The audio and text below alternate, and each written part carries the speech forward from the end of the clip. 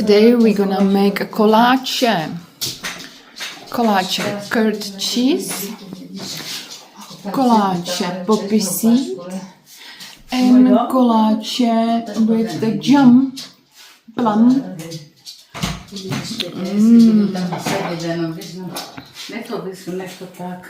So first we're gonna make a pancakes.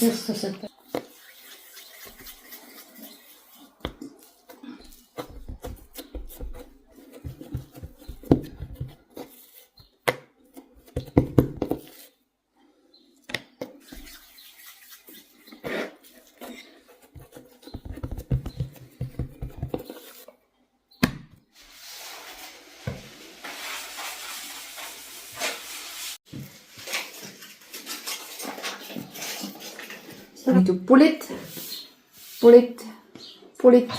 close it. It's like a tiny dumpling.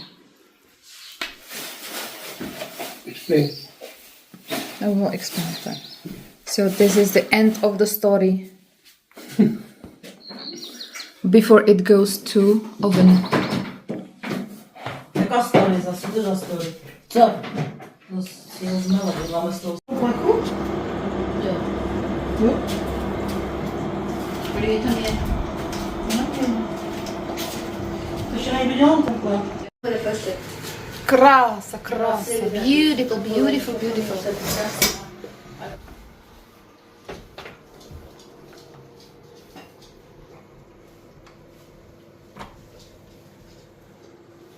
Maszyna ten projekt.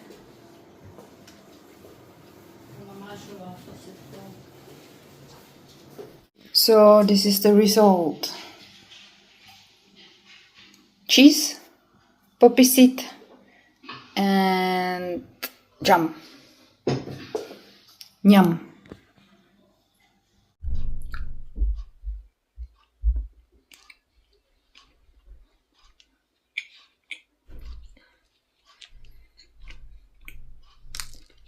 Sa dami ng ginawa nila, pinamigay nila sa kapisina ni Hana, tsaka sa mga pamangkin niya doon sa Ostrava.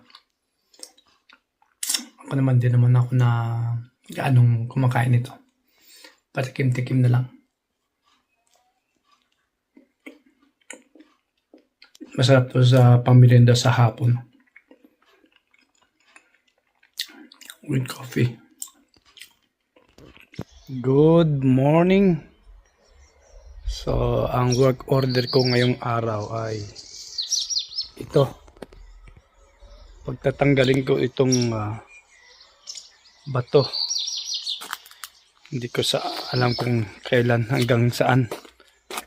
Pero tingnan natin kung paano to baklasin. Ito. Maaga pa, alas 8 ng umaga. Si Hana na sa work na, Sofia na sa school. So, kaya lang yan ang ating work order ngayong araw.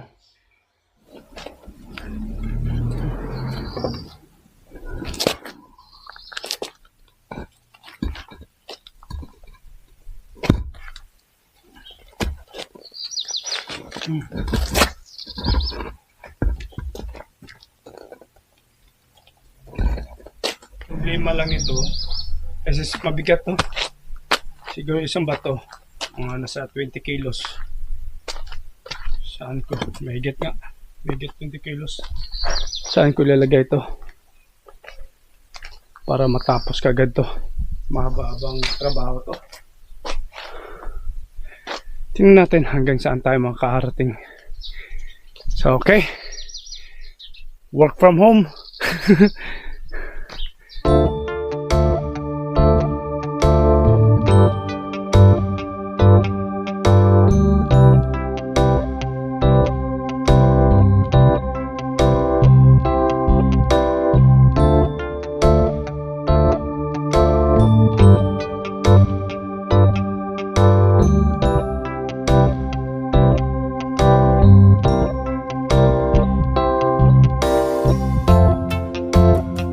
Pahinga tayo ng mga 10 minutes.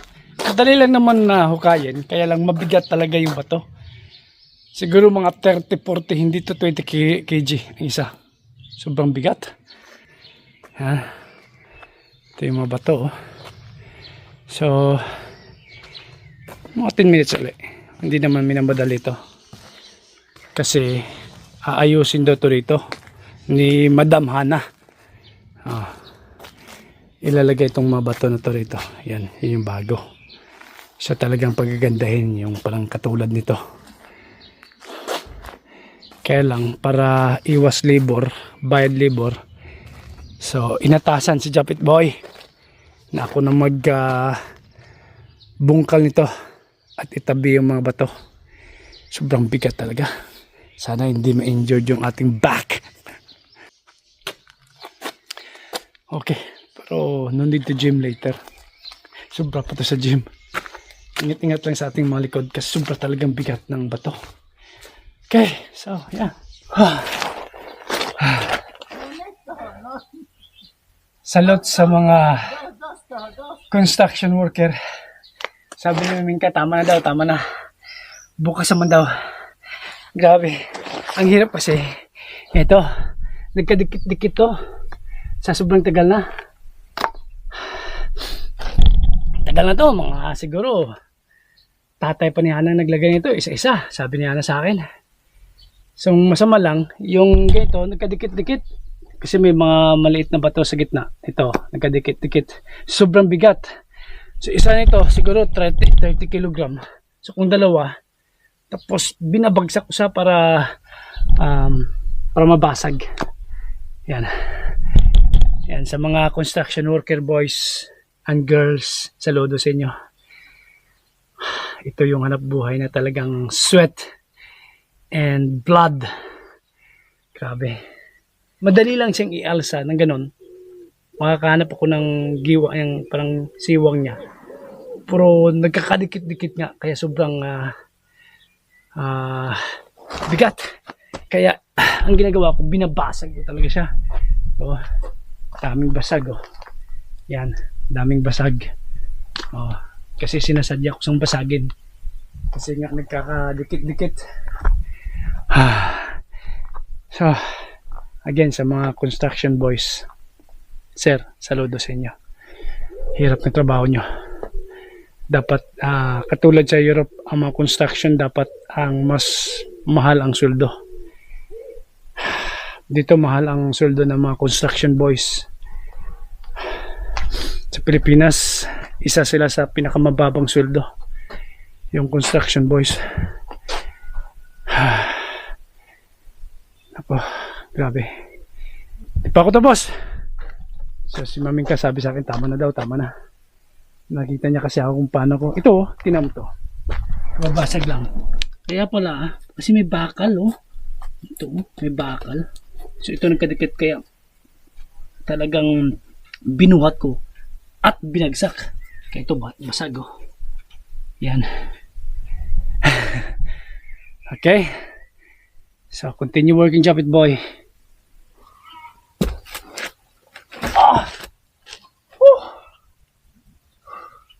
Katulad dito, talagang nakabaon yung metal. May metal, oh. Kaya sobrang bigat. Tsaka ang hirap bunutin. Sabi, dami. Sika nagkakakon nga, oh. Woo! Sobra pa sa gym.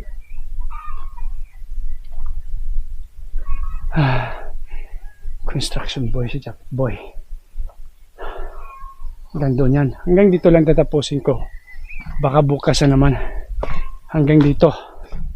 Dito. Yan. Hanggang dito. Para hindi masayang yung araw natin. Pag wala kang ginagawa. Parang naboboard, di ba? Ngayon may gagawin. Kaya banat, Japit Boy. Para sa kinabukasan. Okay. Tapusin ko muna to. Ang hirap maging construction worker.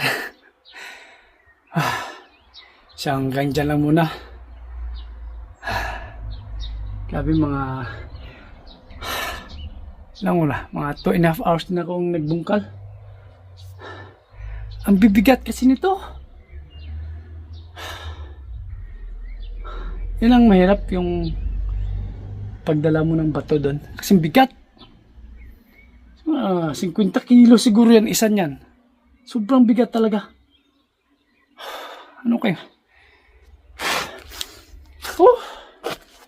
Kanina pa ako pinapa-stop ni Mamingka. Naawa siya siguro sa akin.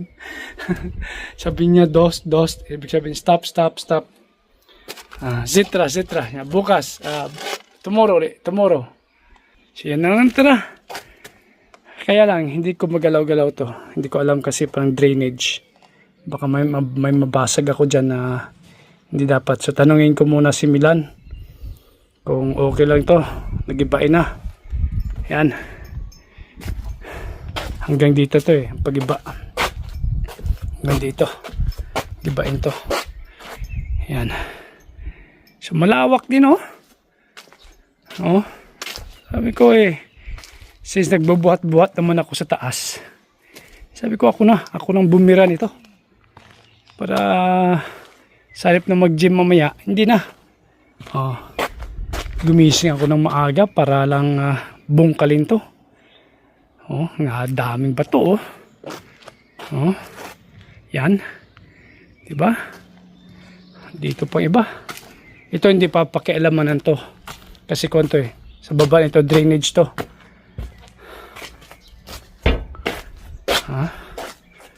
Pero hindi ko alam kung anong gagawin ni Hana nito. Parang pag ganito kasi lahat dito, ganyan dyan, hanggang doon. Tapos ganitong itsura nito, para nakakasira, di ba? Yan. Tapos gagawa kami ng footpath para kay Mamingka dito. Tuloy-tuloy to dito, hanggang doon. So magluluto pa ako para kay Sofia. Para sa akin, panangalian. Ang oras is alas 10:30 na. 2.5 hours nga. Nag-umpisa ako rito is alas 8. Ngayon 10:30 na. So, okay. Bilis kong gumalaw oh. Ayos. So, bukas naman uli. Tanungin ko muna si Foreman Milan kung anong gagawin dito. Baka mamaya may masira nga ako dyan eh, na hindi dapat. Alright, so bukas ulit ha.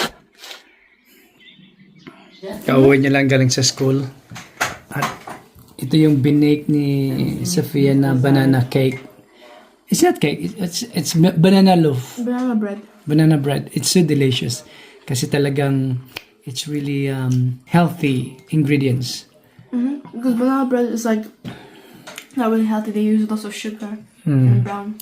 So kumain ako nito ng marami kasi after nung pagbubuhat ko ng mga bato dun sa labas, talagang naubos yung aking energy.